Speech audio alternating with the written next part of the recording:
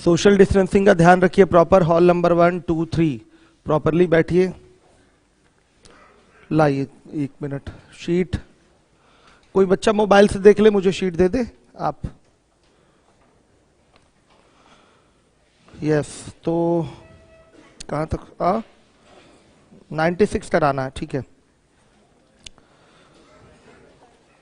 96 देखिए, 95 भी है। हर एक बच्चा ध्यान से देखिएगा। 95 लगा, शीट मिल गई, लाई लीजिए। 95 लगाइए। 95 बता दीजिए, हम क्वेश्चन बदलते रहेंगे अपने हिसाब से, हम चेंज कर लेंगे क्वेश्चन, ठीक है। अब आप उन दोनों क्लास की व्यवस्था देख लीजिए, ठीक है। चलिए बच्चों, आपका 95 नंबर का प्रश्न है। एक परीक्षा में 90, यूट्यूब पे लाइव है अशफाक सर, ठीक है। एक परीक्षा में 90 प्रश्न हैं। प्रत्येक सही उत्तर के लिए 1 अंक प्राप्त करता है कोई भी जो पेपर दे रहा है, और प्रत्येक गलत उत्तर तथा छोड़े गए प्रश्न के लिए क्रमशः 1/4 अंक तथा 1/8 अंक काट लिया जाता है। राहुल को उस परीक्षा में 23 अंक मिले हैं। उसके द्वारा गलत किए गए प्रश्नों की संभावित संख्या क्या है? तो थोड़ा सा क्वेश्चन में छोटा सा करेक्शन है। गलत किए गए प्रश्नों की न्यूनतम संभावित संख्या वहां बना लीजिए। क्वेश्चन में करेक्शन है, 95 नंबर का क्वेश्चन है। गलत किए गए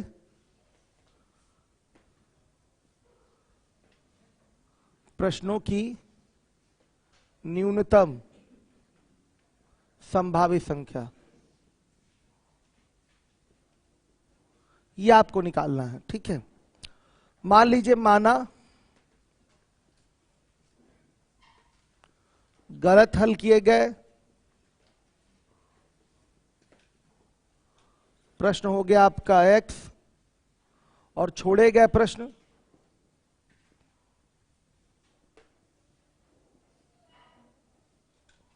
हो गया आपका y। इसका स्ट्रक्चर सेट करते हैं। 23 अंक कैसे मिलता है, 23 अंक जो मिला है वो कैसे मिला है किसी व्यक्ति को, उसको सेट करते हैं। देखिए, कुल प्रश्न है 90, 90 में से x उसके गलत हो जाएंगे और y उसने छोड़ दिए हैं, तो 90 - x - y सही हल किए गए प्रश्न होगा।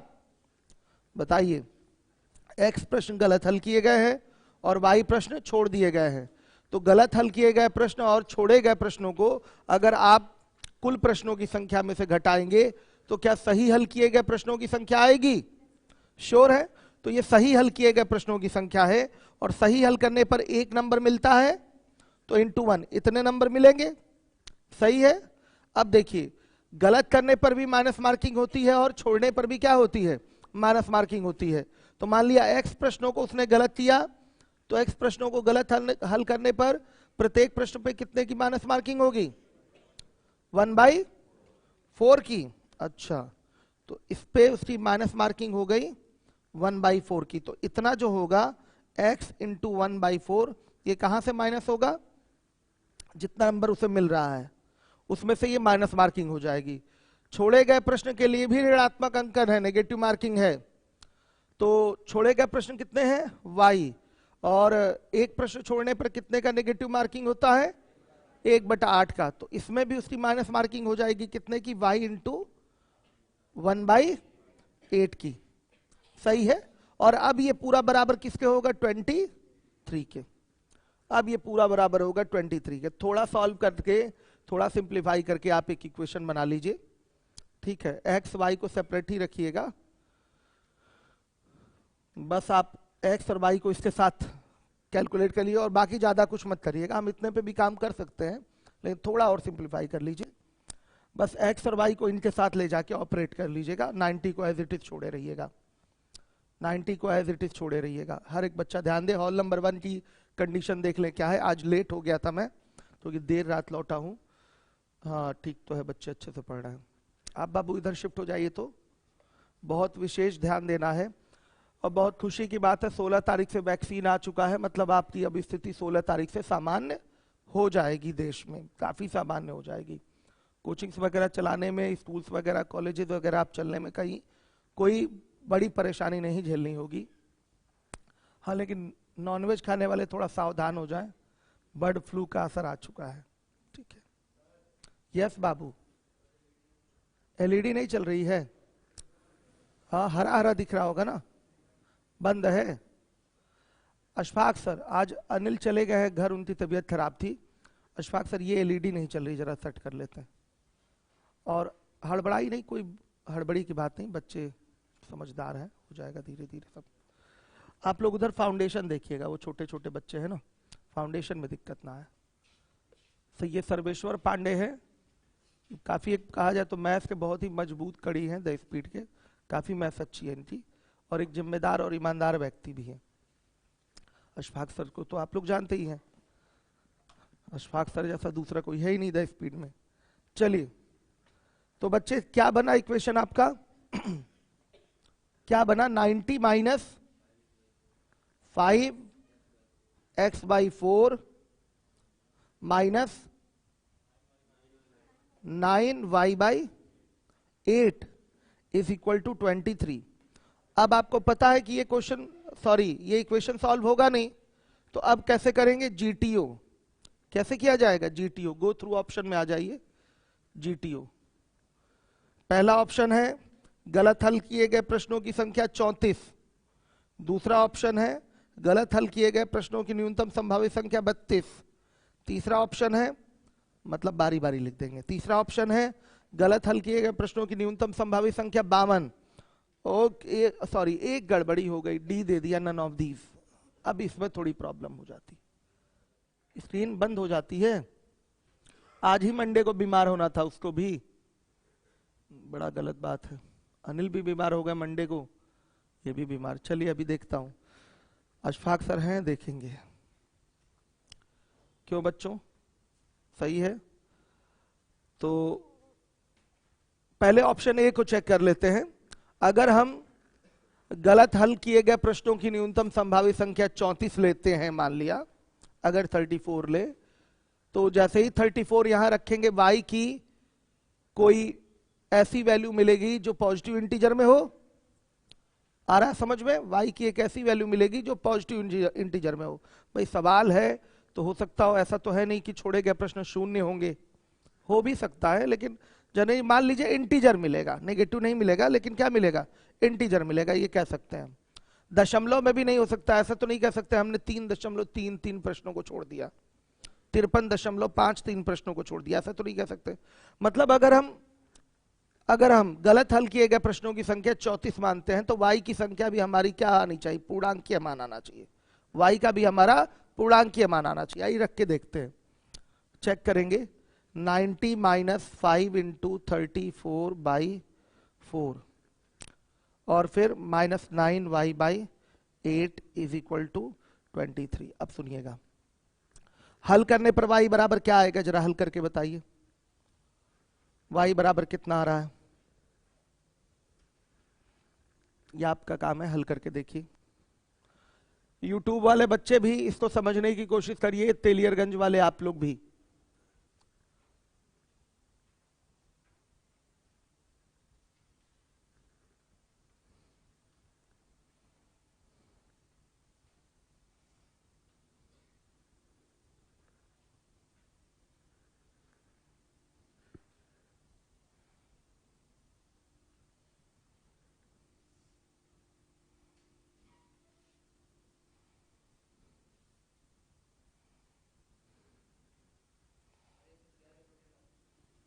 मतलब बाबू 146/9 आ रहा है, मतलब ये 196 आ रहा है ना, मतलब ये कटेगा नहीं, पूरा पूरा कटेगा नहीं, तो y का मान दशमलव में नहीं हो सकता, यानी कि ऑप्शन गलत है। y का मान दशमलव में नहीं हो सकता। आइए बी वाले ऑप्शन को चेक करेंगे। बी वाला ऑप्शन क्या है? 32 है ना, 32 रखेंगे तो ये हो जाएगा 90 minus 5 into 32/4 minus 9y by 8 is equal to 23। मान लिया गलत हल किए गए प्रश्नों की न्यूनतम संभावी संख्या 32 है, 32। तो y बराबर कितना आ रहा है? अरे वाह, ये 24 आ गया। गुड, यानी कि ये आंसर हो सकता है बच्चों, ये आंसर हो सकता है। अब जब ये आंसर है तो 52 होगा नहीं। अगर 52 सही भी होगा लेकिन फिर भी 52 नहीं उठाएंगे, समझिए बात को। 52 अगर है भी तो नहीं उठाएंगे, तो 52 को चेक करने की जरूरत नहीं है क्योंकि 52 से तो छोटा है ना 32। लेकिन बच्चों एक प्रॉब्लम आ गई यहां पर, नन ऑफ दीज वाली। नन ऑफ दीज वाली समस्या होने के कारण हम डायरेक्ट अभी 32 को आंसर नहीं कर सकते। हमें बारी बारी चेक करना पड़ेगा, न्यूनतम x का मान लेकर चेक करना पड़ेगा और फिर उस पर y की वैल्यू निकाल के देखनी पड़ेगी कि पूर्णांकीय मान आ रहा है कि नहीं आ रहा है। ठीक है, हो गया ये। नन ऑफ दीज को चेक करने के लिए अब देखिए क्या करेंगे, ये मिटा दूं, ये समझ में आ गया ना कंडीशन। इसमें तो कोई प्रॉब्लम है ही नहीं, इसमें कोई प्रॉब्लम नहीं है ना आप लोगों को। बाकी कैसे चेक हो रहा है वो भी क्लियर हो गया। 52 हम चेक नहीं करेंगे, ये गलत हो गया। सी वाला भी 52 अपने आप गलत हो जाएगा क्योंकि इससे छोटा यही है। अब लेकिन एक प्रॉब्लम आ गया नन ऑफ दीज, तो नन ऑफ दीज के कारण हमको चेक करना पड़ेगा इसको। ध्यान से देखिएगा, डी वाला ऑप्शन है, डी वाला ऑप्शन है आपका नन ऑफ दीज, ये प्रॉब्लम करेगा। अब x बराबर लेंगे 1, बारी बारी अब लगातार चलेगा, आराम से। अब चलिए x बराबर 1 लेंगे तो 90 minus 5 into 1/4 minus 9y/8 is equal to 23। y की वैल्यू कितनी आ रही है? y बराबर 24 आ रहा है, 1 लेने पर आ गया।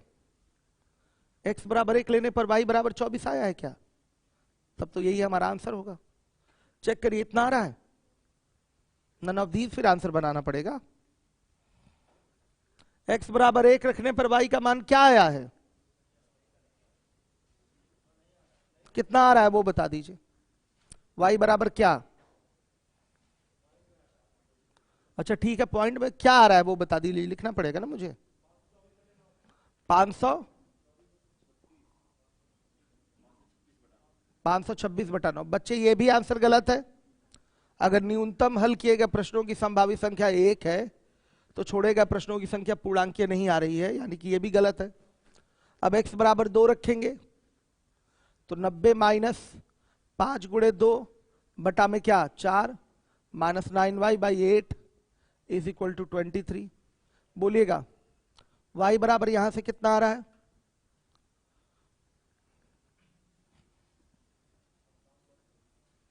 कुछ भी आ रहा है, मतलब आप चेक कर लीजिएगा। 57 में कुछ आ रहा है, यानी कि ये भी क्या हो गया, गलत हो गया। हमको इसका आंसर पता है।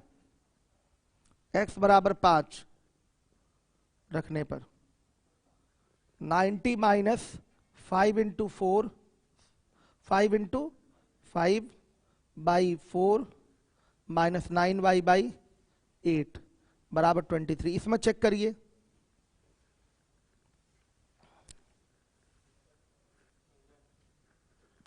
कितना आ रहा है? y बराबर, अब सही सही बताइएगा इसको आप लोग। YouTube वाले बच्चे सभी लोग ध्यान दीजिए। देखूं जरा YouTube की क्या स्थिति है। ठीक है सर, मुझे लाइव क्लास में एडमिशन लेना है। ले लीजिए सत्यम। सर मेरा न्यू एडमिशन इंडिविजुअल मैथ में है, 5000 पे किया हूं सर, हमें लीव लन चाहिए। मिल जाएगा सर। मार्कर चेंज कर लीजिए, मार्कर आज यही रहेगा। अनुपा पटेल कह रहे हैं या कह रही हैं ऐप में क्लास की टाइमिंग क्या है सर? प्लीज वो ऐप आप डाउनलोड कर लीजिए, पता चल जाएगा। अगस्त 2019 का एडमिशन है, फेब 2020 तक ही पढ़े हैं, तो क्या हम अब ऑफलाइन आ सकते हैं? हाँ आ सकते हैं। आनंद कुमार वर्मा, आपसे जिसका भी कोर्स कंप्लीट नहीं हुआ है वो ऑफलाइन आ सकता है, लेकिन इस समय थोड़ा सा आप लोग से रिक्वेस्ट करके आप लोगों को ऑनलाइन ही रखा गया है, क्योंकि मानक हमको 100 का ही पूरा करना है। क्यों बच्चों? पता चला 100 से जहां ऊपर गए कोचिंग सीज हो जाए तो गलत है ना। अभी तो 3 हॉल में बैठा के पढ़ा ले रहा हूं आराम से। ठीक आशु चौहान, आपको मिल जाएगा भाई, 5,000 आपने जमा किया, बहुत जमा कर दिया। अब ये है कि वापस नहीं होगा, लेकिन ऑनलाइन आपको एडमिशन मिल जाएगा। चलिए आगे देखिए। तो बच्चों कितना आ रहा है यहां पर, y बराबर 54। क्या बात है, वेरी गुड। यानी कि गलत हल किए गए प्रश्नों की न्यूनतम संभावित संख्या क्या है, 5 है। कितना ज्यादा मेहनत लगा है क्वेश्चन में, आप बता दीजिए। अब इसको छोटा तो और किया नहीं जा सकता। हाँ, ये कर सकते हैं कि ऑप्शन चेक करने से पहले नन ऑफ दीज के लिए ही ट्राई कर सकते हैं। 1 2 3 4 5 ऐसे रख के पहले से ही क्या कर सकते हैं, चेक कर सकते हैं। तो शुरुआत का जो ये डबल वर्क है ये आपका बच जाएगा। बस ऐसा प्रश्न एसएससी में नहीं पूछा जाता, ये एसएससी का पूछा हुआ सवाल नहीं है, ठीक है। लेकिन फिर भी इस तरह का एक पैटर्न दिखा दिया गया है कि संभावना वाले भी क्वेश्चन आपके एग्जाम में हो सकता हो फ्यूचर में आ जाए। आ रहा है समझ में? तो आपको ध्यान देना है और इस तरीके से क्वेश्चन सॉल्व करना है, ठीक है। समझ गए बच्चों? नन ऑफ दीज की वजह से हम लोग को प्रॉब्लम हुई है, नहीं तो हम 32 टिक करके आगे निकल गए होते। हम 32 लगाकर 32 लगाकर आगे निकले होते। नन ऑफ दीज के कारण हमको सब चेक करना पड़ा है। ये केस थोड़ा प्रॉब्लम कर देता है। नन ऑफ दीज अगर रेशियो प्रोपोर्शन में भी आ गया तो गो थ्रू ऑप्शन करने में प्रॉब्लम होने लगती है। कहीं भी अगर नन ऑफ दीज आ गया, चाहे अलजेब्रा में ही आ गया नन ऑफ दीज, हर जगह आया कहीं प्रॉब्लम होती है। तो खैर ऐसा सवाल तो एसएससी में नहीं आया अभी तक, लेकिन फिर भी इसको समझ लीजिए, चीजों को देख लीजिए। आइए अब 96 नंबर का क्वेश्चन है। 96। वंदना कह रही है कोई और मेथड है क्या सॉल्व करने का? नहीं, इसके लिए कंडीशन तो ऐसे बनानी ही पड़ेगी।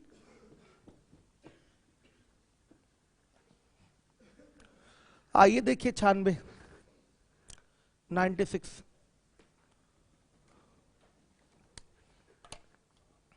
आ गया मार्कर असली वाला, ठीक है।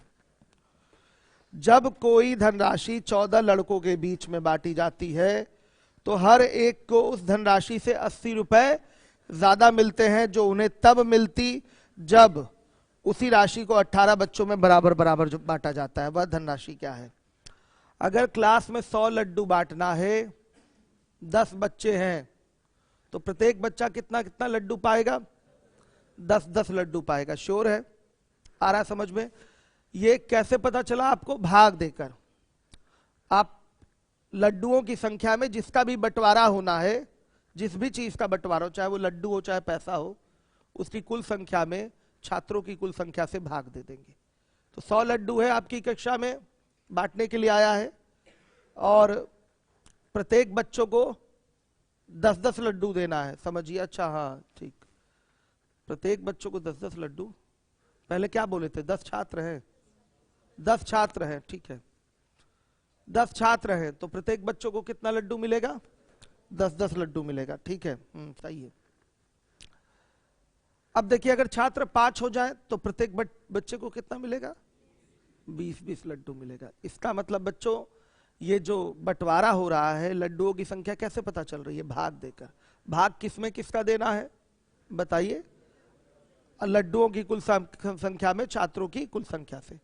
यहां भी आप देखिए पैसे का डिस्ट्रीब्यूशन होना है। कैसे डिस्ट्रीब्यूट होगा?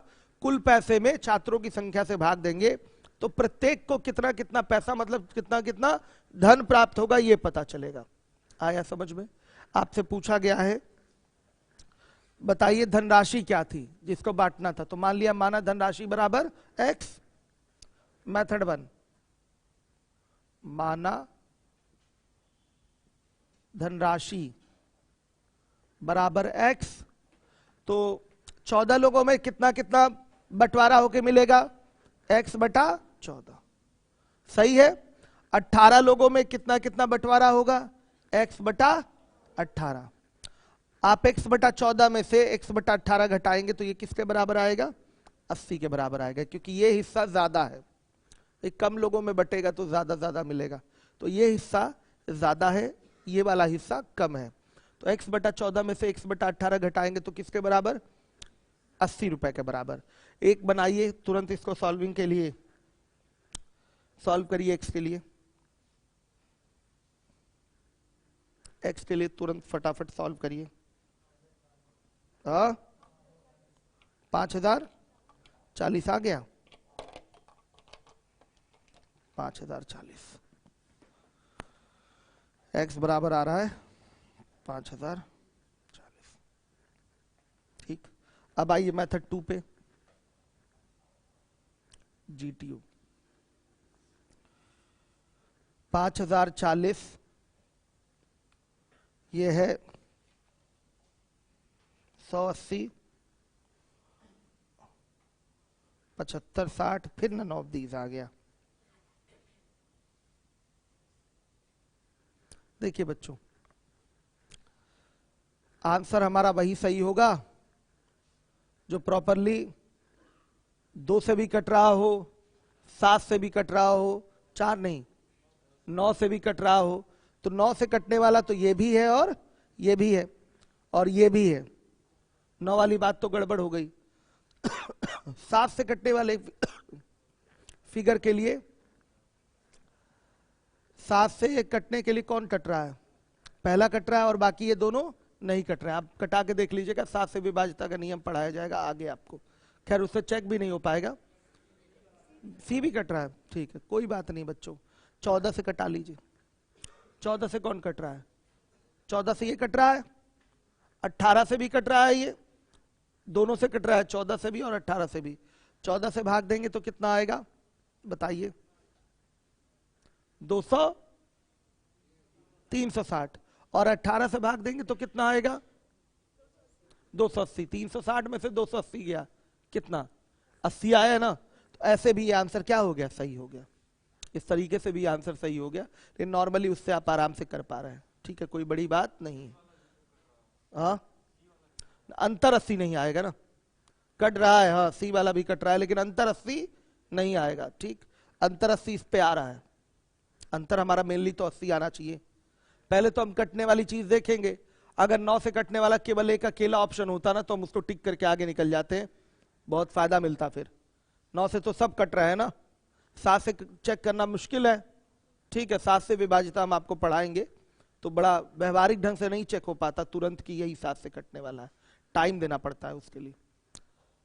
तो इस तरीके से अगर हमारा एक ही ऑप्शन 9 से कटता हुआ दिखाई देता तो वही उत्तर हम दे देते, आगे बढ़ जाते। लेकिन 9 से कटने वाले और भी कई सारे ऑप्शन हैं, इसलिए हम डायरेक्ट उत्तर नहीं दे पाएंगे, हमको पूरा चेक करना पड़ेगा भाग देकर।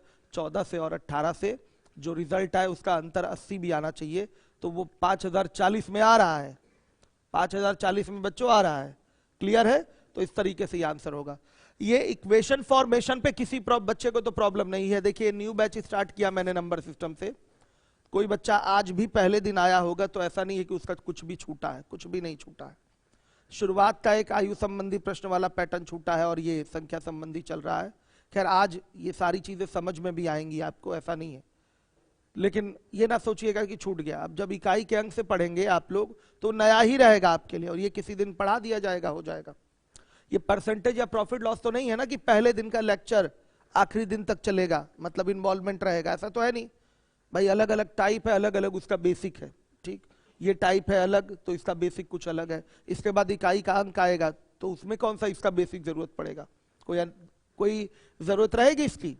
इकाई के अंक में क्या जरूरत उसकी? तो नंबर सिस्टम में यही फायदा है, अगर आप कोई बच्चा 12वें टाइप से भी आता है तो वहां भी उसको चीजें समझ में आती हैं, क्योंकि सारे टाइप आपके सेपरेट हैं। आइए चलिए देखिए, अब इसके बाद प्रैक्टिस बैच इंग्लिश का आज चलेगा कि नहीं प्लीज बता दीजिए। सूरज पांडे कह रहे हैं वसीम सर का शिष्य एनओटी में जीटीओ स्लो हो जाता है। सही कह रहे हैं, एनओटी में जीटीओ स्लो हो जाता है। आरके सर का मैं अभी जानकारी लेके बताता हूं। सूरज देखिए, तो बच्चों 97 नंबर के क्वेश्चन में आएंगे, 97। किसी कक्षा के बच्चों को 1080 पेंसिलें इस प्रकार बांटी गई हैं कि प्रत्येक को बराबर बराबर मिली हैं। यदि बच्चों की संख्या 12 अगर कम हो गई है तो प्रत्येक बच्चे को 3 पेंसिल अधिक मिलेगी ही भाई। संख्या अगर कम हो जाएगी तो प्रत्येक का हिस्सा बढ़ जाता है। प्रत्येक बच्चे को कितनी पेंसिल मिली? मान लेंगे कि माना प्रत्येक बच्चे को x पेंसिल मिली, सीधे मानेंगे। मेथड 1, माना प्रत्येक बच्चे को x पेंसिल मिली,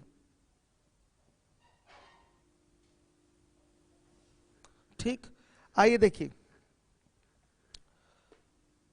यहां पर प्रत्येक बच्चे को हमने मान लिया एक्स पेंसिल मिली, तो 1080 पेंसिल है, और प्रत्येक को अगर एक्स एक्स पेंसिल मिलेगी तो बच्चों की संख्या क्या हो जाएगी? 1080 माइनस एक्स, अच्छा सॉरी बटा एक्स, 1080 बटा में एक्स, यही होगा। कोई डाउट?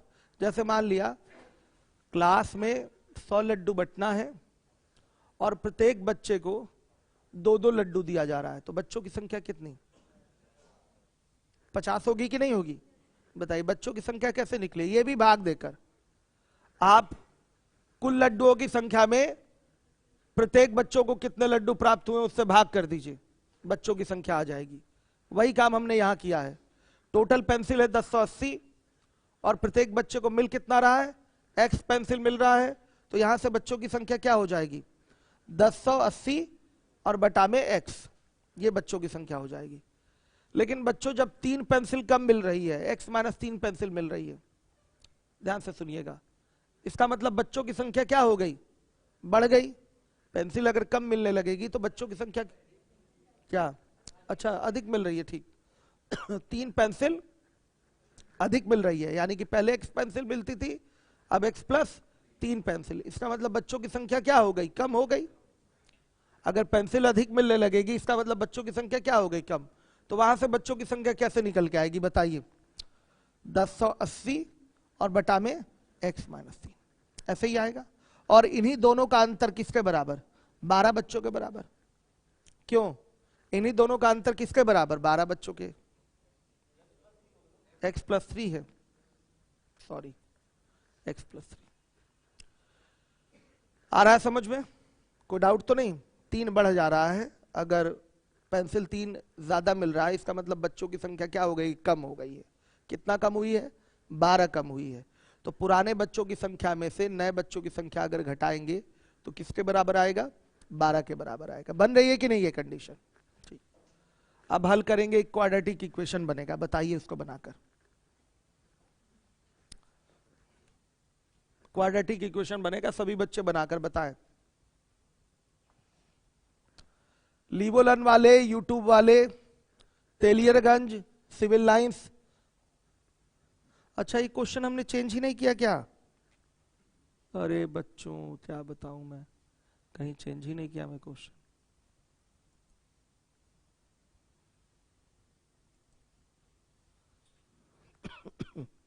बताइए, किसी ने बोला भी नहीं क्वेश्चन चेंज करने के लिए। फिर से बताना पड़ेगा, ये क्वेश्चन था आपका 97।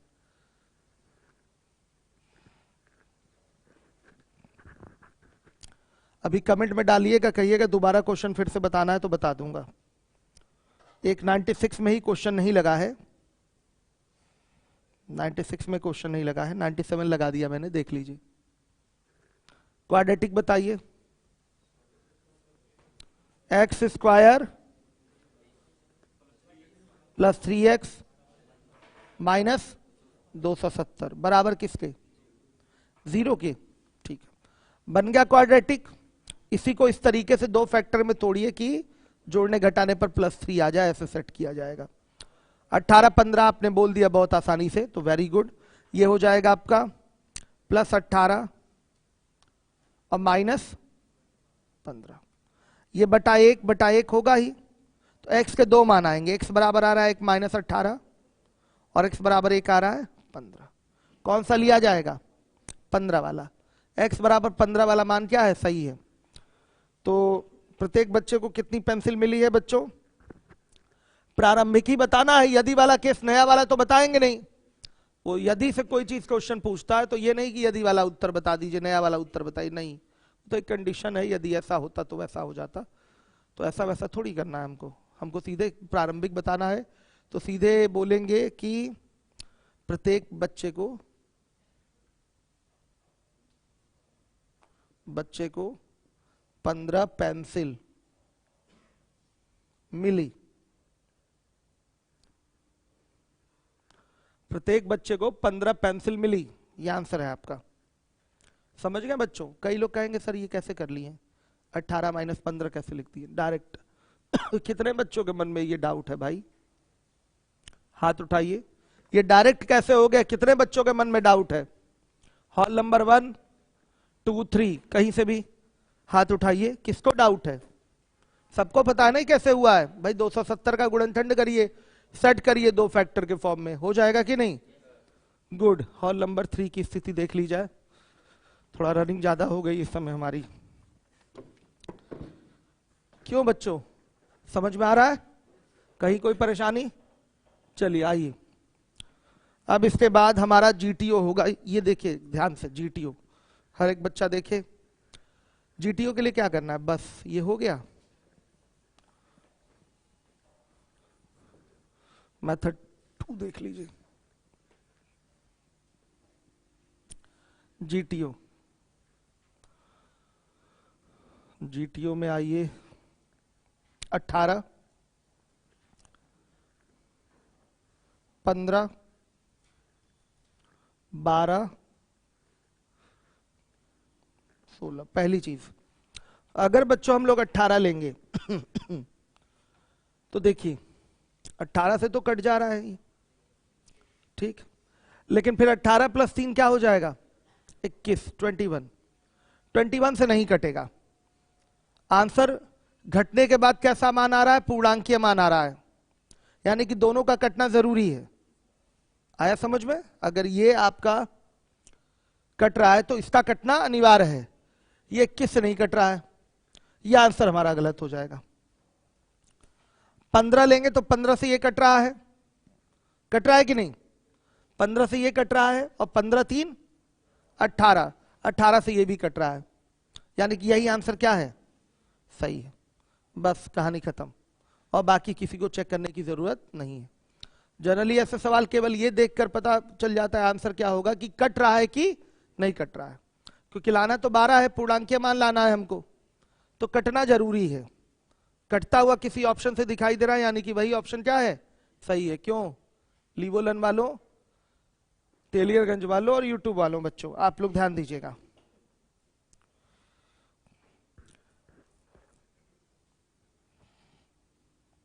अब देखिए 98 डू योरसेल्फ में डाल रहा हूं मैं आपके लिए।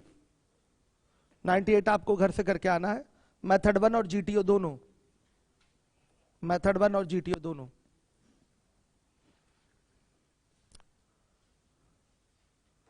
Do yourself.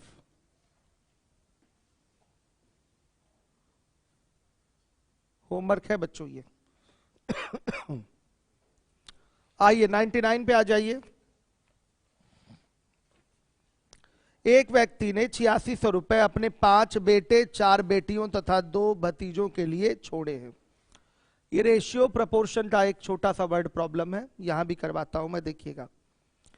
एक व्यक्ति ने 8600 रुपए अपने 5 बेटे, 4 बेटियों तथा 2 भतीजों के लिए छोड़े हैं। यदि प्रत्येक बेटी को भतीजे का 4 गुना तथा प्रत्येक बेटे को भतीजे का 5 गुना भाग मिले तो प्रत्येक बेटी का भाग क्या होगा? रेशियो प्रपोर्शन का एक छोटा सा वर्ड प्रॉब्लम है। आइए चलिए देखिएगा। मैं क्वेश्चन ही चेंज नहीं कर रहा हूं, समस्या यही है। मुझे याद दिला दिया करिए बच्चों क्वेश्चन। ये आपका डू योरसेल्फ में है, ये करने जा रहे हैं हम लोग 99। यहां लिखिए बेटा, वो भी एक बेटा, एक बेटी, एक भतीजा। भतीजे को अगर दिया जा रहा है, ध्यान से देखिए, 1 रुपया, तो बेटी को कितना मिलेगा? 4 रुपया, और बेटे को कितना मिलेगा? 5 रुपया। सहमत है? बोला गया है कि प्रत्येक बेटी को भतीजे का 4 गुना मिला है, और प्रत्येक बेटे को भतीजे का 5 गुना मिला है, 5 टाइम्स।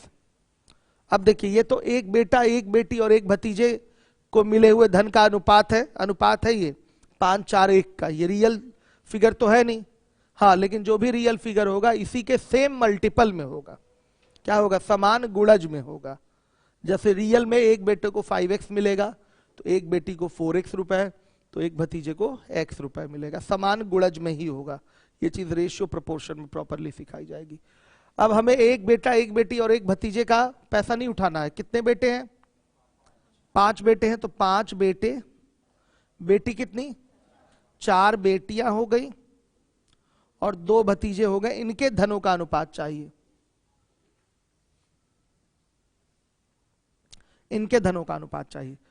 तो एक बेटे के पास 5 रुपए अगर है तो 5 बेटों के पास 5 गुणे 5 यानी कि 25 रुपए होगा।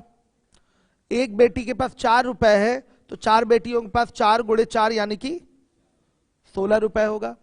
एक भतीजे के पास 1 रुपया है तो 2 भतीजों के पास 2 गुणे 1 यानी कि 2 रुपए होगा। सहमत हैं?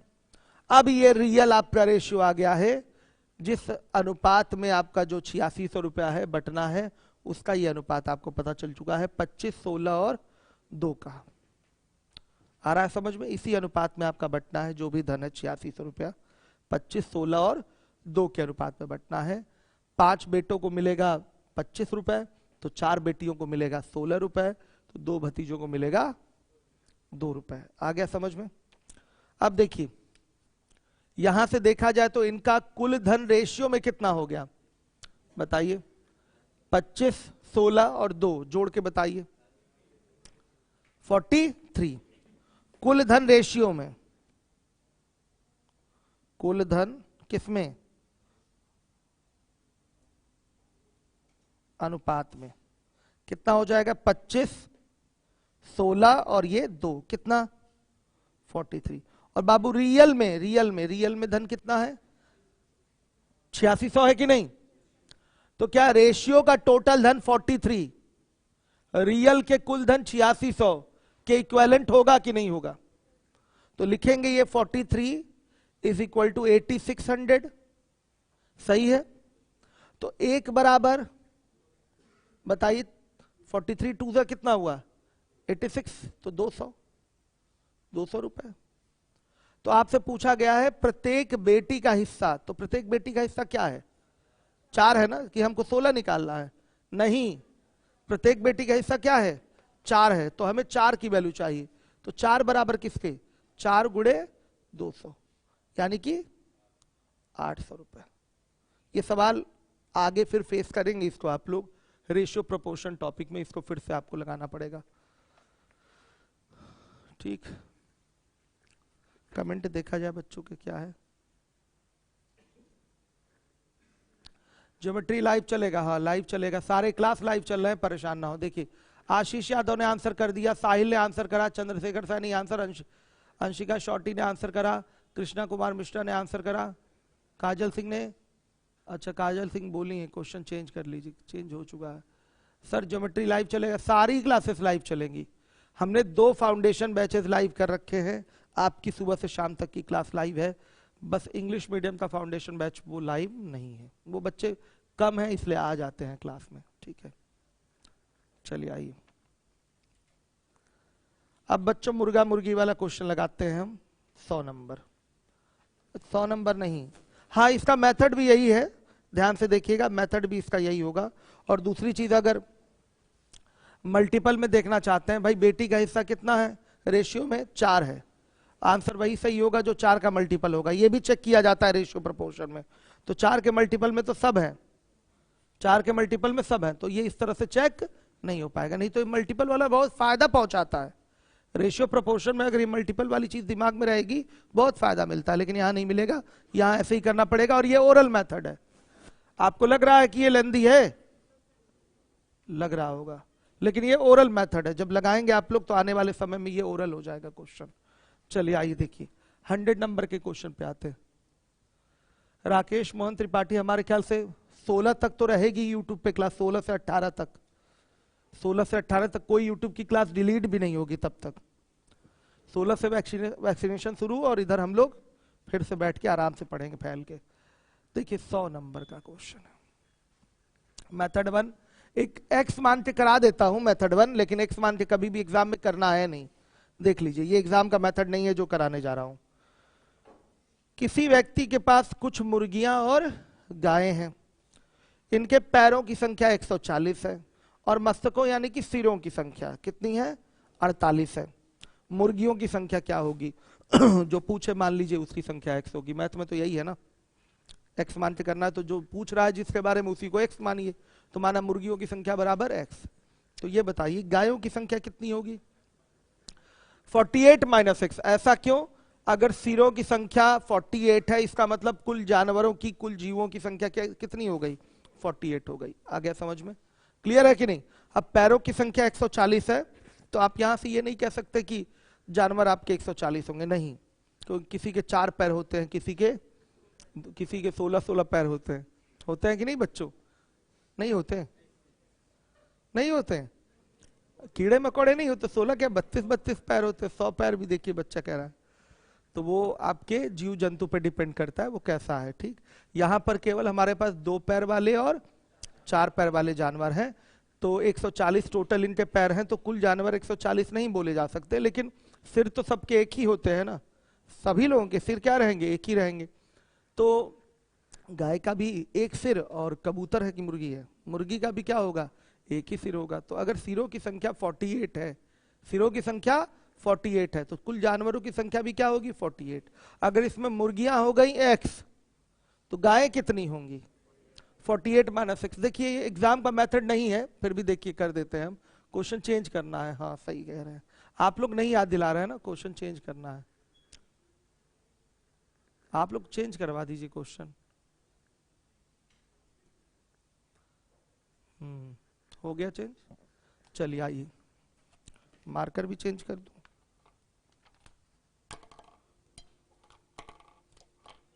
चलिए देखिए, तो बच्चों माना मुर्गियों की संख्या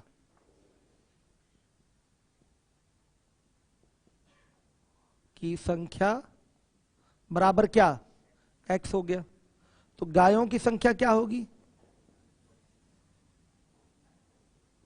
ये हो जाएगी 48 माइनस x। ध्यान से देखिए, अब पैर वाले पे हम अपना इक्वेशन सेट कर देंगे। एक मुर्गी के कितने पैर? 2। कहीं आपके यहां 4 तो नहीं होते? क्यों? देखिए, तो एक मुर्गी के 2 पैर, तो x मुर्गियों के कितने पैर? 2x पैर हो जाएंगे। एक गाय के कितने पैर? 4। तो 48 माइनस x गायों के कितने पैर? 48 माइनस x गुणे 4। और ये बराबर किसके हो जाएगा? बताइए किसके हो जाएगा?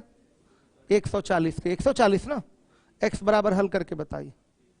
26। मुर्गियों की संख्या कितनी आ गई? 26। हर एक बच्चा ध्यान देगा, मुर्गियों की संख्या आ गई 26।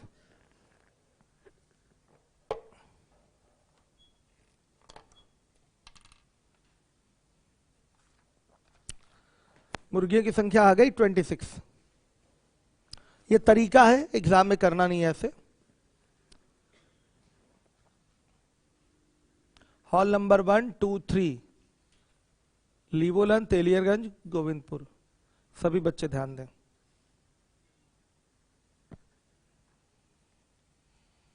यूट्यूब वाले बच्चे भी। अब आइए देखिए, एग्जाम का मेथड क्या होगा। अगर बच्चों हम मान लें सभी जानवरों के 2-2 पैर, या हम गायों के 2-2 पैर छोड़ देते हैं, तो सभी जानवरों के अगर 2-2 पैर हैं, तो कुल 48 जानवर, तो पैर कितने हो जाएंगे? 96। 96 हो जाएंगे कि नहीं पैर? लेकिन आपके क्वेश्चन में पैर कितना दिया हुआ है ये बताइए? 140। तो कितना कम काउंट हुआ? 44 पैर कम काउंट हुआ कि नहीं काउंट हुआ? बताइए। तो ये कम काउंट किसके पैर होंगे? गायों के। जो 2-2 पैर गायों के हमने छोड़ दिए थे, वही सब जोड़कर 44 पैर होंगे। तो गायों की संख्या कितनी? 22। गायों की संख्या कितनी? 44/2 कर देंगे, यानी कि 22। तो गायों की संख्या 22 हो गई। तो बताइए मुर्गियों की संख्या कितनी? 26। 48 में से माइनस कर देंगे, बस ऐसे ही ओरल करेंगे। हमने क्या मान लिया? माना सभी जानवरों के पैर कितने हो गए? 2। हम 4 भी मान के कर सकते हैं, सुन लीजिए। मान लिया सभी जानवरों के पैर कितने बच्चों? 2 हो गए। 2 हो गए, तो कुल 48 जानवर हैं। तो 48 जानवरों के टोटल पैर कितने हो जाएंगे? 96। लेकिन आपके क्वेश्चन में कुल पैर कितने दिए गए हैं? 140। 140 कितने पैर हैं? 140। 140। तो आप बताइए कितने कम पैर काउंट हुए हैं? 44 कम पैर काउंट हुए हैं ना। तो ये कम क्यों हुए हैं? क्योंकि गायों के आपने 2-2 पैर छोड़ दिए थे। इसका मतलब गायों की संख्या क्या होगी? 44/2 यानी कि 22। क्लियर है सारे बच्चों को? 22 आ रहा है समझ में? एक तरीका ये हो गया। आप बच्चों के मन में आ रहा होगा क्यों 2 ही पैर लिए हैं, 4 पैर क्यों नहीं लिए हैं? 4 लेके कर लीजिए। अगर सभी जानवरों के हम 4-4 पैर मानेंगे तो कुल पैर हो कितने गए? 48 × 4 यानी कि 192। आया समझ में?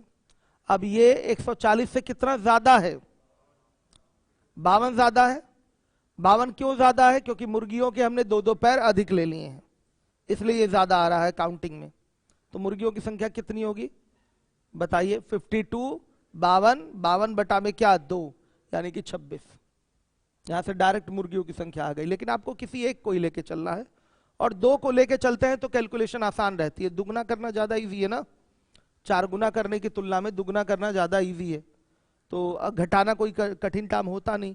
लास्ट में जो भी मांगेगा अपना जैसा भी रिक्वायरमेंट होगा उस हिसाब से घटाकर आंसर दे देंगे। अब बिना घटाए भी अगर केवल ये पूछ ले गायों की संख्या, तब तो कोई टेंशन ना होती, घटाना भी ना पड़ता, सीधे हम गायों की संख्या कितनी बोल देते? 22। ठीक, लेकिन यहाँ मुर्गियों की संख्या पूछा इसलिए घटाना पड़ा है। समझ में आ रही है बात आप लोगों को? तो आप दुगना ही लेके चलिए, 2-2 पैर लेके चलिए, ज्यादा अच्छा है। खैर हमने बताया आपको दोनों 4-4 पैर भी लेके चल सकते हैं। 4-4 पैर में 2 पैर एक्स्ट्रा ले लिया तो अधिक पैर आएंगे। तो अधिक पैर किसके होंगे? मुर्गियों के। तो जितना भी अधिक होगा उसमें 2 का फिर डिवाइड कर देंगे तो मुर्गियों की संख्या आ जाएगी। ऐसे हो जाएगा। लेकिन हम लोग 2-2 लेके चलते हैं, 2-2 पे हमारे लिए आसान है, कैलकुलेशन सिंपल है। ध्यान से देखिए, ये तरीका नहीं है इसका, मेथड 1 नहीं, मेथड 2 में आइए। मेथड 2, माना प्रत्येक जानवर के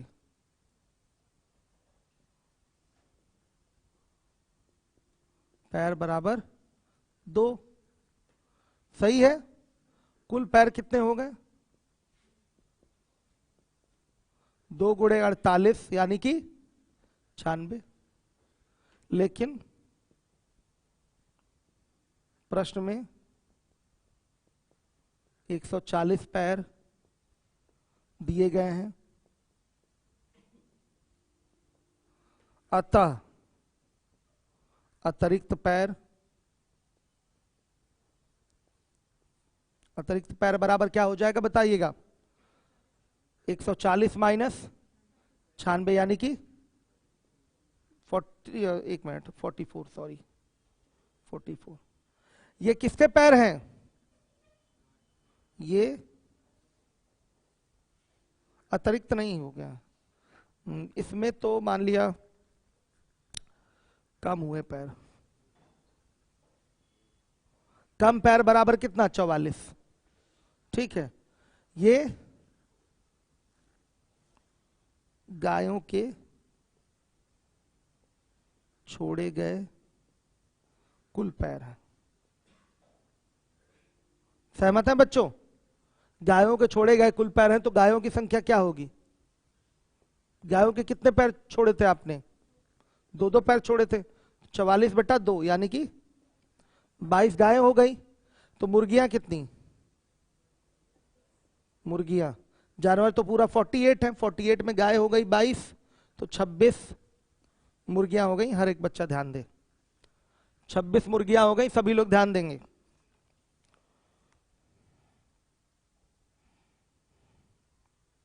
आ गया समझ में? क्लियर हो गया?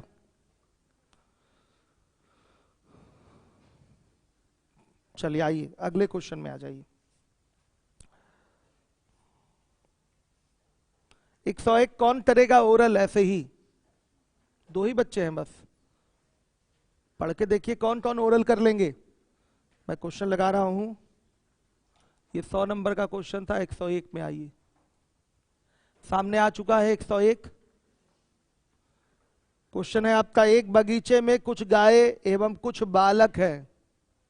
गायों के 4 पैर होते हैं, बालकों के 2 पैर।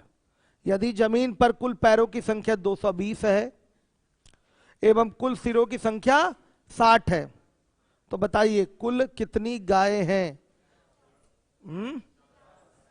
इतना आराम से दे दिया आंसर।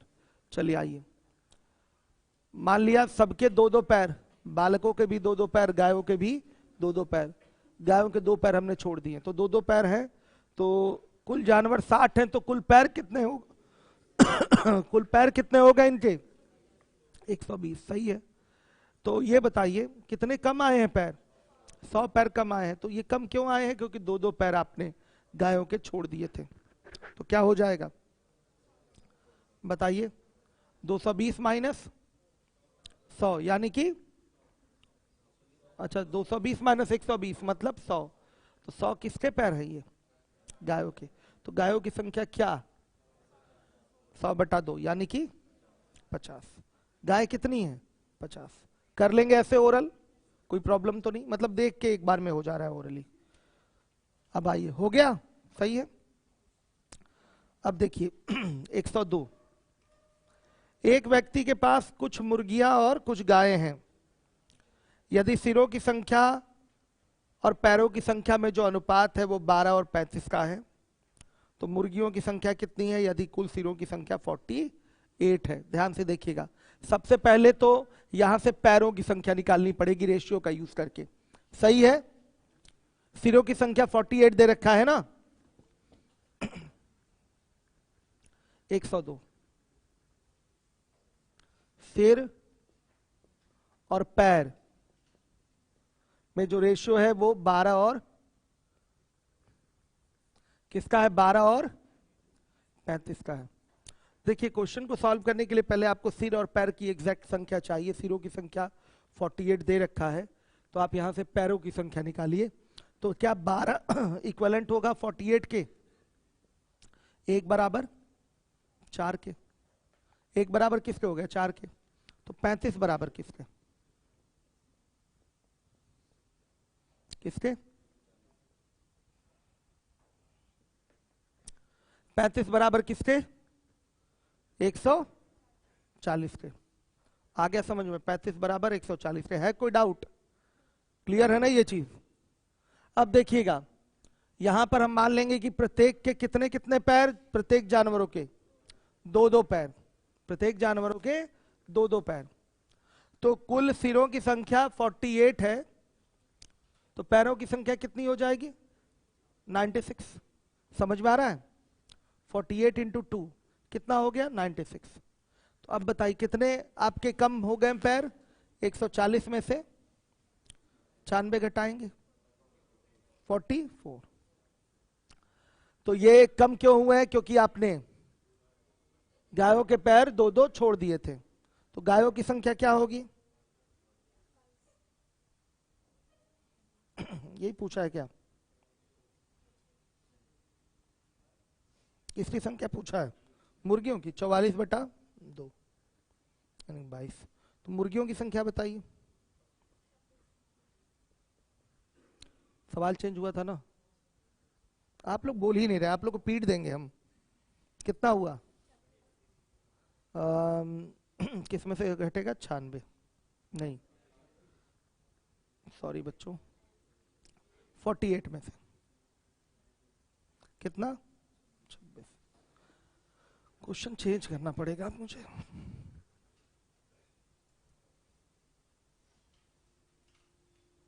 देखिए बच्चों, ये सवाल था और ये सॉल्यूशन है। अब आप बता दीजिए कहीं प्रॉब्लम है क्वेश्चन में? कहीं कोई परेशानी नहीं है? हर एक बच्चा जिम्मेदारी से देखे। सही है? बच्चियां आप लोग सब लोग बताइएगा क्लियर हो रहा है क्वेश्चन? यूट्यूब पे भी जो बच्चे हैं वो विशेष ध्यान देते हुए पढ़ें, इसमें कुछ दमी नहीं है।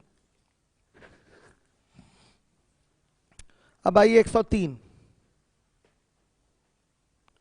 कुछ संख्या में घोड़े और उतनी ही संख्या में आदमी कहीं जा रहे हैं। हाँ ठीक, गुड।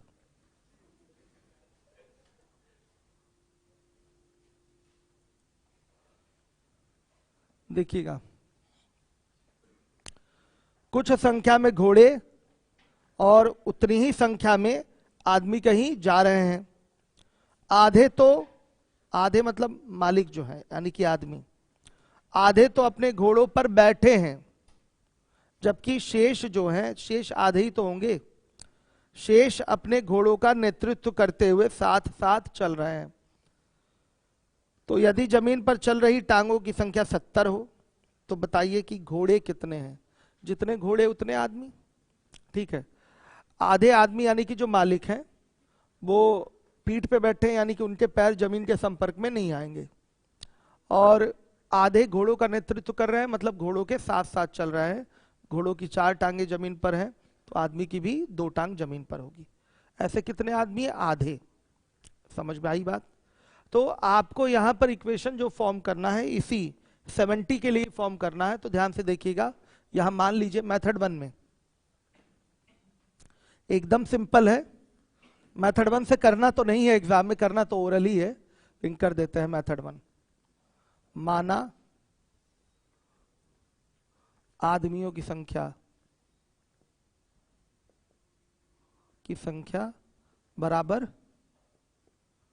घोड़ों की संख्या बराबर क्या? x। माना आदमियों की संख्या बराबर घोड़ों की संख्या बराबर क्या? x। अब देखिए, हर एक बच्चा देखेगा ध्यान से। यहां पर बोला गया है जमीन पर चल रही टांगों की संख्या 70 है, ठीक। घोड़ों की संख्या x है तो पूरे पूरे घोड़े जमीन पर चलेंगे, तो x गुणे 4 टांगे इनकी जमीन पर आएंगी, प्लस आदमी कितने जमीन पर हैं? x/2, और इनकी टांगे कितनी होंगी? 2। प्रत्येक आदमी की कितनी टांगे? 2। x/2 जमीन पर रहेंगे, बाकी घोड़े की पीठ पे बैठ गए, यानी कि पैर जमीन के संपर्क में है ही नहीं, तो उसको तो छोड़ ही देंगे। x/2 × 2 इतने जमीन पर उनके पैर होंगे, और इन पैरों की कुल संख्या जोड़ेंगे तो किसके बराबर? 70 के बराबर। सहमत हैं? अब बता दीजिए आप लोग क्या होगा? x बराबर 14 ना, ठीक। ये आपका आंसर है मेथड 2। ऐसे करना नहीं है, मेथड 2 से ही करेंगे जब भी करेंगे। तो क्या होगा मेथड 2? GTO 10,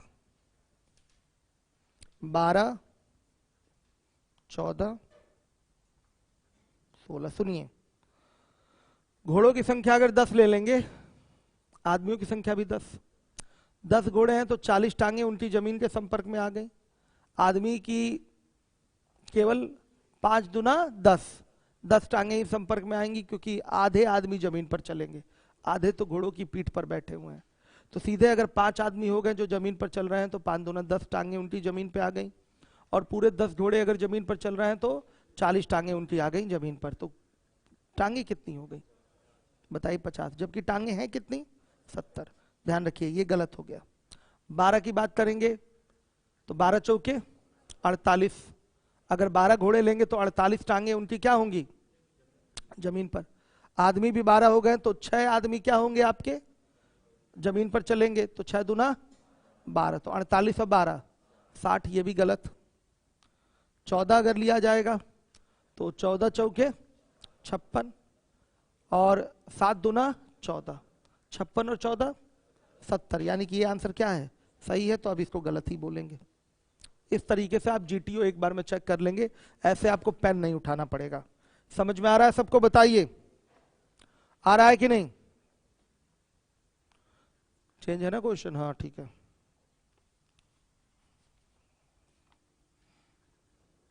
हो गया बच्चों? हो गया। चलिए आइए फिर से बता दूं एक बार और। बच्चे आप लोग बताइए, एक बार और बताना पड़ेगा। क्लियर हुआ क्वेश्चन? चलिए आइए देखिए।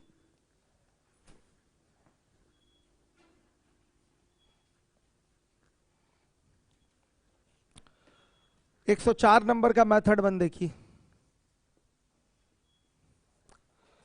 पूर्णतया क्वेश्चन चेंज करना है ना?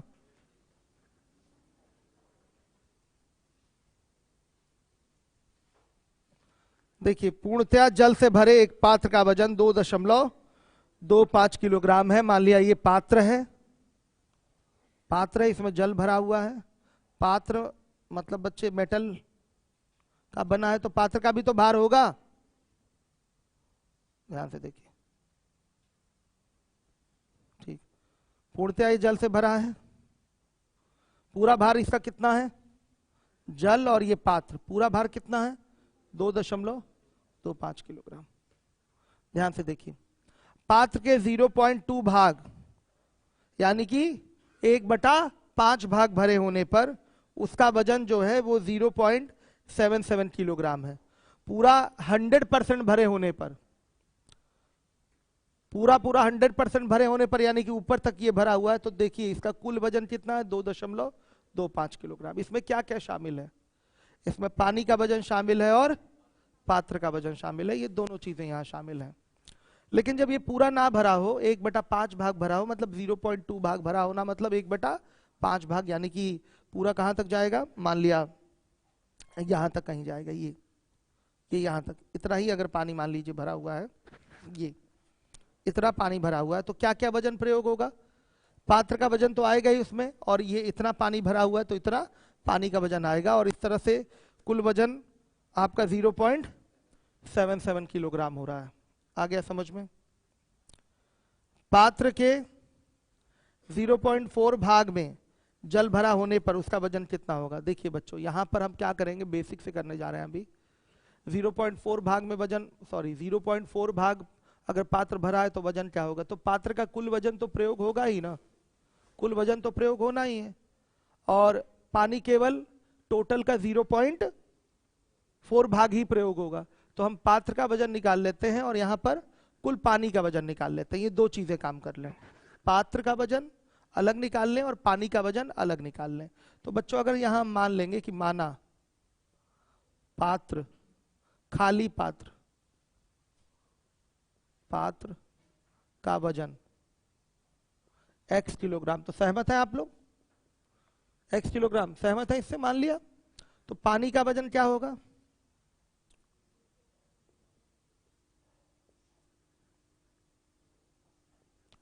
देखिए पूरा भार इसका कितना है, पानी प्लस पात्र, टोटल पानी प्लस पात्र का वजन 2.25 किलोग्राम है, तो 2.25 में से क्या घट जाएगा, x, इतना टोटल पानी का वजन आएगा बच्चों, बता दीजिए आएगा।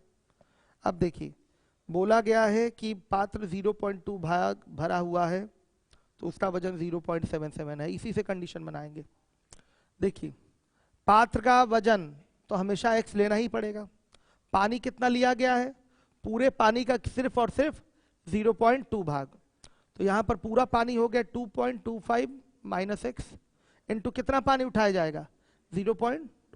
भाई आप आधा पानी भरिए, पूरा पानी भरिए, कुछ भी भरिए, पात्र तो पूरा जाएगा ना उसमें, पात्र का वजन तो पूरा शामिल होगा, समझिएगा बात। तो बाल्टी में पानी भर रहे हैं, थोड़ा पानी भरिए या आधा बाल्टी पानी भरिए, बाल्टी का तो अपना अलग वजन होगा ही, बाल्टी का वजन तो उसमें हमेशा शामिल रहेगा ही। ऐसा तो है नहीं कि आधा पानी भाग मतलब आधा भाग भरेंगे तो आधा बाल्टी का वजन प्रयोग होगा, ऐसा तो है नहीं, बाल्टी का वजन तो पूरा प्रयोग होगा। देखिए ये पूरा हमने ले लिया, पात्र का वजन x किलोग्राम, पानी हमारा टोटल उसमें इतना आता है लेकिन इतना भरना नहीं है, पानी हमारा उस पात्र में इतना आता है लेकिन इतना भरना नहीं है, इसका कितना भरना है 0.2 भाग ही भरना है। आ रहा है समझ में, और यही जोड़कर किसके बराबर 0.77 के, 77 है ना, हाँ ठीक। x बराबर हल करके बताइए,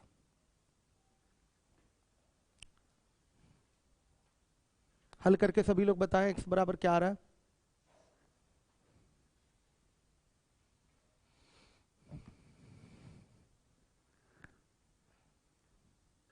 लेंदी है थोड़ा सा, लेकिन यही कॉन्सेप्ट है, पहले इसको समझ लीजिए, फिर मेथड 2 की चर्चा होगी। सही है,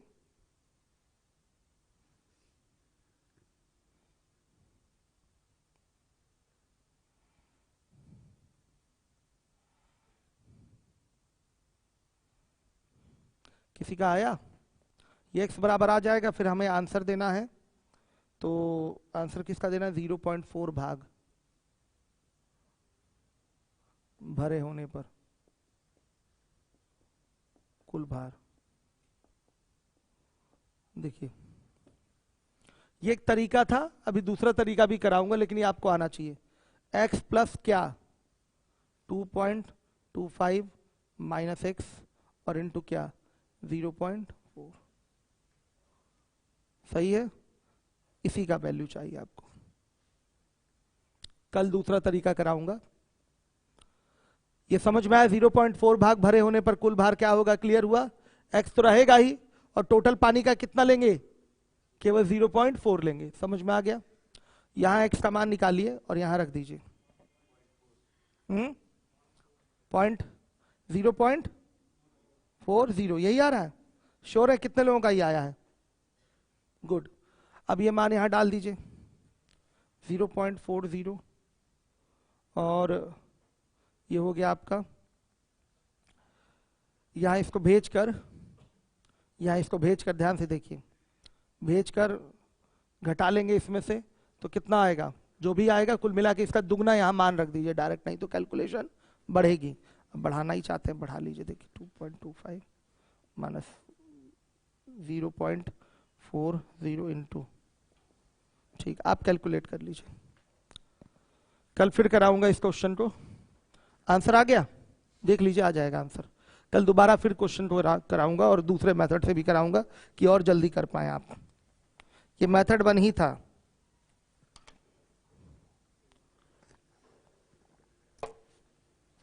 ये बात कितने लोगों को समझ में आई है, कितने लोगों को नहीं आई है? कई लोगों को। थोड़ा भाषा पढ़िएगा, किस तरह से हमने खाली पात्र का वजन लिया है, पानी का वजन लिया है, कैसे किया गया, एक बार फिर से पढ़िएगा। मैं आ रहा हूं, अभी पढ़ाऊंगा आप लोगों को क्वाड्रेटिक इक्वेशन। सही है बच्चों? सुनिए ध्यान से।